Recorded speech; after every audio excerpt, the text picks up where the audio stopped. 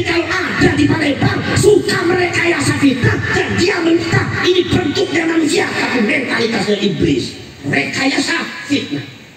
Iblis itu manusia. Dinamakan. Masya Allah saudara-saudara sekalian, diklarifikasi di dalam Al-Quran. Wa ma kafara Sulaiman walakinna syayatin kafaru yu'allimuna an-nasa sihr. Diklarifikasi cerita yang bohong dibuat oleh setan dan iblis, direkayasa oleh orang Yahudi, semuanya diklarifikasi di dalam Al-Quran. Makanya orang Yahudi ketika menjalankan Al-Quran seperti disambar petai. Orang jelek, orang seterusnya mungkin tidak benar sampai Muhammad ketika menyebut ayat-ayat mengklarifikasi persis bagaimana Nabi Sulaiman di framing oleh orang Yahudi sebagai bos daripada penyihir. Kita bongkar ini lanjut sampai sama Kanjeng Nabi Muhammad. Setan mengatakan bahwasanya pada waktu Nabi Sulaiman itu meninggal dunia, kata setan dan iblis menyerupai manusia mengatakan, ya ma'asyiran nas, istakhriju ma tahta kursi Sulaiman. Apa yang ada di bawah kursinya Sulaiman, fastaghfiruhu kata rame-rame. Ternyata di dalamnya ada bukunya catatan sihir. Padahal buku catatan sihir itu adalah sengaja ditaruh oleh iblis dan setan dalam rangka menghina Sulaiman sebagai king. Maka dari itu ulama warasatul anbiya, ulama itu pewarisan para nabi, diantaranya bukan sekadar bihasabil khususiyah, yaitu ada dia dari khususiyah kata Imam Ahmad An-Naqsyabandi di dalam kitab Jami'ul Usul fil Awliya. Bukan seperti itu saja, tetapi juga di dalam tugas dan kewajiban para nabi para rasul, perjuangan para nabi para rasul, makom eksistensinya ditempatkan oleh Allah. Musaddiqun lima ma'akum, ulama kiai bukan sekedar ngajari syariat, ulama kiai bukan sekedar ngajari akhlak, ulama kiai bukan sekedar ngajari akidah. Para nabi para rasul bukan sekedar ngajari syariat, akhlak dan akidah, tapi para nabi para rasul ini adalah juga mengklarifikasi perkara yang mungkar, perkara yang batil, sejarah yang dibelokkan, nasab yang dipalsukan, nasab yang dibelokkan harus diluruskan oleh para nabi para rasul. Dan ulama harus mewarisi perjuangan para nabi para rasul, harus mampu musaddiqun lima ma'akum. Dikiranya jadi kiai mu bisa deh waktu ngajar fikih tok naku sorot tok beres. Ono fitnah gak diklarifikasi dosa sama ini. Kira kan? Subhanallah para sahabat Rasul. Ini Pak, ini nasab Kanjeng Nabi itu dibelokkan. Para sahabat Rasul. Berarti mengaku syahid dan syahid, nasabnya terputus. Menurut para ulama-ulama nasab, nasabnya terputus. Tiga konteks keilmuan, satu ilmu nasab. Bukan sekedar Ki Imaduddin Al-Bantani mawon, tetapi juga ulama-ulama sanese. Sampai detik ini belum bisa ada data-data yang mampu mengangkat nasab Jabal Ali nyambung ke Kanjeng Nabi. Orang saya tidak bisa dibantah. Nomor dua, secara ilmu filologi, manuskrip data yang kuno. Profesor Dr. Menachim Ali cerita sejarah tentang masalah Abdul Maut, masalah Ba'ali, disebutkan secara filologi bahwasanya Ba'ali mustahil jadi cucunya Rasulullah. Itu ilmu. Barangkali kalau nasab itu masih bisa dipalsukan, kalau manuskrip masih bisa dipalsukan, diambil data nomor selanjutnya adalah data dari badannya Habib sendiri yang disebut data genetika DNA. Kalau data yang diciptakan oleh Allah dalam tubuhnya Habib, siapa yang bisa masuk? Gak ada yang bisa masuk. Data Nabi Adam sampai nanti DNA-nya pasti ada. Masih itu diambil 200 ambil termasuk yang ada di Indonesia. Tadinya 198, sekarang udah 200 dari luar, dari Indonesia, bangsa bin Yahya, bangsa As-Sultan, bangsa Al-Atos, Al-Kaf, Al-Habsyi, bin Syihab, bin Smith, sampai bin Syekh Abu Bakar, Al-Habsyi, Al-Kaf, sedoyo niku sampun di tes DNA, dan tes DNA-nya menunjukkan bahwa DNA-nya Habib Ba'ali tidak nyambung dengan Kanjeng Nabi. DNA-nya Kanjeng Nabi melayu kanan, DNA Ba'ali larinya sebelah kiri. Bisa ketemu apa ya? Bisa ketemu atau tidak? Mustahil. Maka dari itu secara ilmu genetika mengatakan Habib atau Ba'alwi mustahil jadi cucunya Rasulullah, karena genetika Habib bukan orang Arab, sedangkan Kanjeng Nabi itu Arab.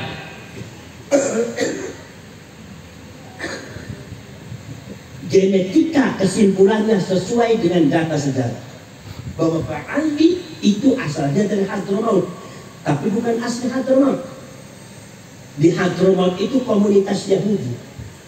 Dulu waktu masih belum masuk Islam, pengen kawin dengan orang Yaman dilarang. Orang Yamannya nggak pada mau. Kenapa? Karena Yahudi. Begitu masuk Islam, maka kawinlah dengan orang Yahudi, kawinlah orang Hadramaut itu dengan orang Yaman. Hidup bersama dengan orang Yaman, mengadakan pergolakan di Yaman. Sampai bangsa asli Yaman, Al-Qadiri, At-Tamim, itu bangsa Arab Yaman, bertentangan, akhirnya merebut porsi politik, bahkan mengaku cucunya Rasulullah, sehingga mendapat bagian dukungan dari sebagian masyarakat Yaman sehingga ngerti. Akhirnya Yaman terbelah menjadi dua, Yaman Utara dan Yaman Selatan. Yaman Utara dikuasai oleh masyarakat Yaman semuanya, membentuk negara persatuan Republik Persatuan Yaman. Yaman Selatan dikuasai oleh Ba'alwi para Habib, yang dibentuk adalah negara komunis Yaman Selatan,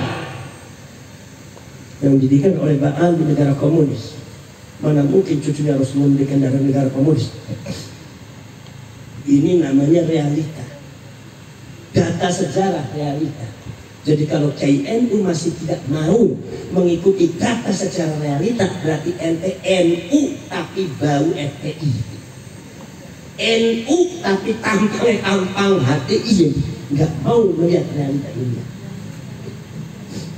Maka di sana sekjen daripada Partai Komunis Sosialis Yaman Selatan, sekjennya adalah Al-Habib Abdurrahman As-Segaf. Habib Abdurrahman As-Segaf ini sangat dekat dengan Stalin, jadi ngambil komunis dari Stalin. Kenapa? Karena Habib itu asalnya dari Hadramaut, Hadramautnya asalnya dari Irak, bukan asli Irak, tapi kawin dengan orang perempuan Irak, asalnya dari Eropa Timur, Kaukasia. Dan Stalin itu ke Eropa Timur, Soviet. Soviet itu pusat dari komunis. Ternyata Habib Abdurrahman As-Segaf itu ngambil komunis itu dari Stalin. Makanya Habib Abdurrahman As-Segaf itu dekat dengan Stalin dalam sejarahnya. Ada buku dekat dengan Stalin. Mereka tahu bahwa mereka itu satu genetika, yaitu Yahudi Ashkenazi. Itu supaya sampai tahu. Wakil presiden daripada negara komunis Yaman adalah Al-Habib Abdurrahman Al-Jufri. Bapaknya Habib Ali Al-Jufri, Uni Emirat Arab. Betul ya? Sebenarnya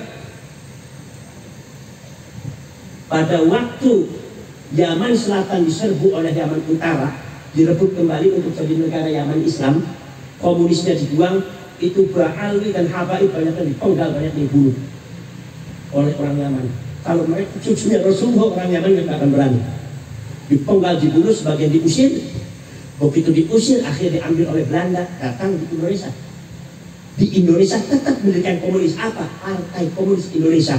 Al-Habib Musa Al-Munawwar, komunisme, membunuh para ulama, para kiai, ternyata tidak barang. DNID, Ja'far Naro Al-Aidid, Ahmad Al-Aidid, itu juga tahun 65. G30 SPKI yang dibunuh tidak tanggung-tanggung. 7 orang jenderal dan para ulama ribuan, termasuk Banser diracun. Itu muhibbinnya, itu saudara-saudara kalian ikut membantu DNID untuk membunuh orang-orang Indonesia dengan isu komunisme PKI yang menghancurkan siapa? Nahdlatul Ulama, NU yang menghancurkan komunis. Makanya NU sekarang jangan melindungi orang yang tadinya komunis. Orang tidak mana? Orang saya Rasul, subhanallah. Di Kalimantan, Muhammad Fakhrur Barakbah itu dengan Habib Ba'alwi. Ahmad Sufyan Barakbah membunuh para ulama, para kiai, membakar pesantren atas dasar komunisme. Jangan aneh karena asal beliau dari Yaman Selatan komunis. Nah itu Yaman menjadi Islam karena Yaman Selatannya diserbu oleh Yaman Utara, oleh orang Arab Yaman yang asli pribumi-nya diserbu, Ba'alwinya diusir.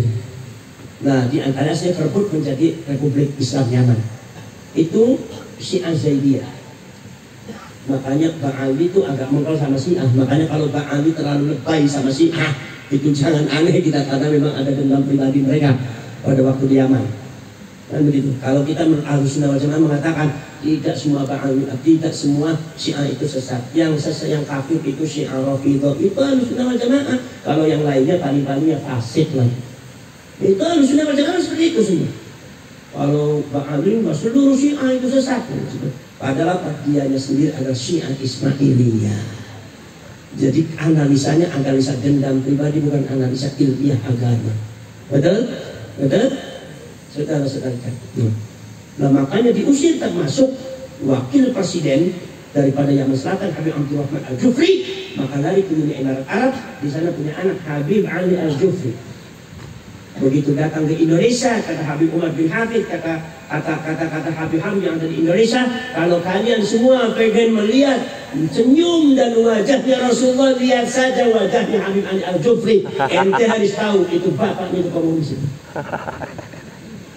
Kalau nggak dibuka ente nggak melek-melek ente. Kesel kata apa namanya imam orang, luhut orang sampai. Melek nunggutan. Makanya perilakunya Ba'alwi itu rapor dari perilaku orang Arab. Orang Arab itu apik-apik. Makanya orang Yaman tidak mengakui kalau Ba'alwi itu Arab. Memang betul bukan orang Arab.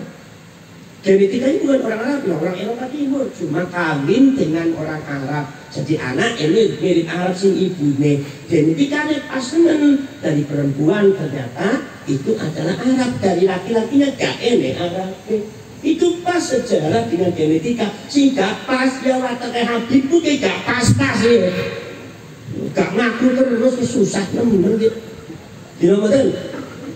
Makanya ilmu ini kekuatan Allah Subhanahu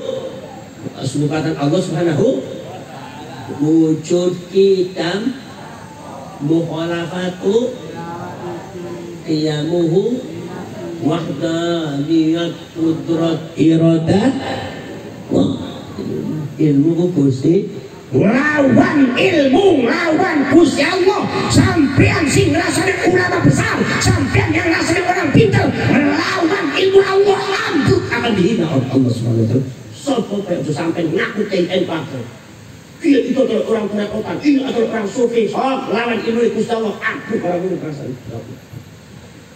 Tidak boleh. Jangan. Realitas data itu ayat Allah. Jangan sampai Allah mengatakan ya Muhammad wala in ataita bi kulli ayatin ma tabi'u qiblat. Kalau seandainya ayat Allah ditunjukkan kepada mereka semuanya, wa kallamahumul mauta, orang mati dibangunkan membuktikan bahwa kamu itu adalah benar, ma tabi'u qiblat, tidak akan mengikuti kamu Muhammad. Kenapa?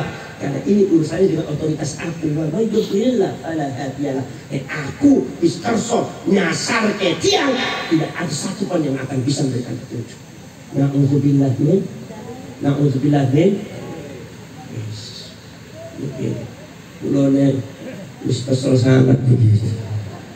Mudah-mudahan pun saking kula cekap semanten mawon. Bismillahirrahmanirrahim. Alhamdulillahi Rabbil Alamin.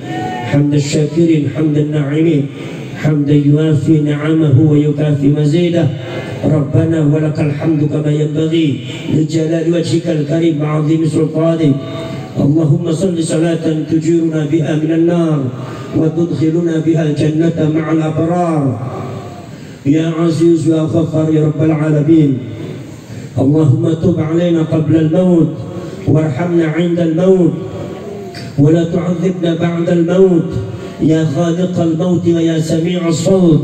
احفظنا من الآفات والعاهات والعقوبات. اللهم صل وسلم وبارك على سيدنا محمد الفاتح لما أغلق والخاتم لما سبق ناصر الحق بالحق والهادي إلى صراطك المستقيم وعلى آله حق قدره ومقداره العظيم. اللهم افتح قلوبنا فتوح العارفين والصالحين.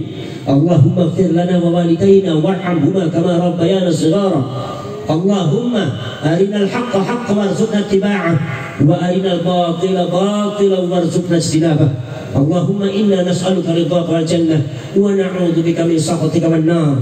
Allahumma ij'al khayra ayyamina yawma nalqak wa anta radin 'anna wakhtim bis salihati a'malana wahshurna ma'al muqarrabin wa alhiqna bis salihin wa tawaffana muslimin waghfir lana wa liwalidayna wa li jami'il muslimina wal muslimat wal mu'minina wal mu'minat.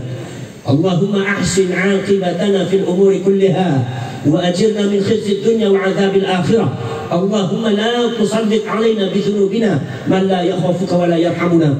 Allahumma innaka 'afuwwun karim tuhibbul 'afwa fa'fu 'anna karim. Rabbana atina fid dunya hasanah wa fil akhirati hasanah wa qina 'adzaban nar wa adkhilna al-jannata ma'al abrar ya 'aziz ya ghaffar ya rabbal alamin.